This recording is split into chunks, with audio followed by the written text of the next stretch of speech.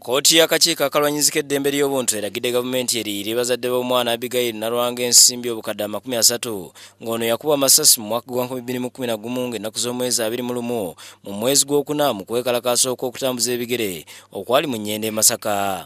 Kaminsona wa kooti eno Stephen Basaaliza ensala agiweeredde ku kirebe ky'ekitongole ekirwanirizi ky'eddembe ly'obuntu e Masaka ng'ategeeza nti obujulizi obwaleeteddwa bukakasa nti Mujenyi yakuba omwana ono essasi nti naye olw'okuba nti yali akola ku lwa gavumenti bwetyo gavumenti no kulira abazadde b'omwana ono. The actions of the reserve force officer who killed Abigail were oppressive, arbitrary and unconstitutional. In consideration of all the above, I deem a sum of Uganda shillings 25 million as general damages and exemplary damages of Uganda shillings 5 million as adequate compensation to the family of late Abigail.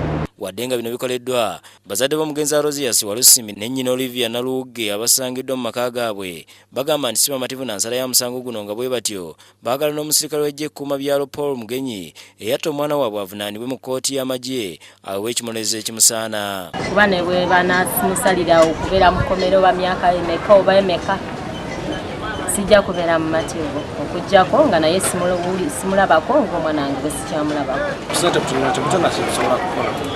So na gamba nti osebu wakazigo kubenga omujukira kumutikamwa kishina kisobola kusate kutino.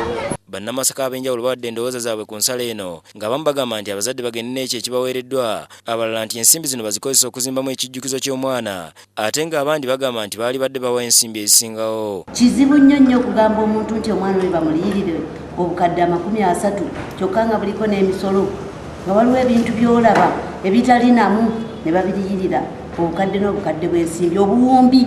Badde bwali badde bibiri obukadde 3 kugenda kukolera sente si kikulu nnyo obulamu bw'omuntu abadde abusubiramu okufunamu ekisinga ne sente. Omugenzi era ow'emyaka 2 n'emyezi 6 amasasi gamusanga mu nju y'abakadde mwe yali ng'okwekalakasa kugenda mu maaso. Jacinta Bwanika yakusakidde gwino ku Lwabukedde TV.